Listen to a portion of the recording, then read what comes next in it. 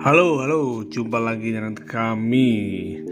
Kita lagi di Ranu Manduro hari ini, dan kita mau tes MAVIC Air 2. Kita setting dengan mode active track, dan kemudian video pertama kita menggunakan nanti drone FPV atau drone racing. Oke teman-teman, kita lihat videonya ya. Let's go.